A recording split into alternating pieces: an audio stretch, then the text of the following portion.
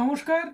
চলুন আজকে আমরা আবার একটু আমাদের ছোটবেলাগুলো ফিরে পাওয়ার চেষ্টা করি। ছোটবেলায় আমরা অনেক মজার মজার ছড়া পড়েছি, তার মধ্যে খুব একটা কমন ছড়া যেটা নিয়ে আজকে আমরা একটুখানি তালে তালে সবাই শুনবো এবং আপনারাও একটুখানি আমার সাথে করবেন। তাহলে চলুন স্টার্ট করি। 1 2 3 4। Team team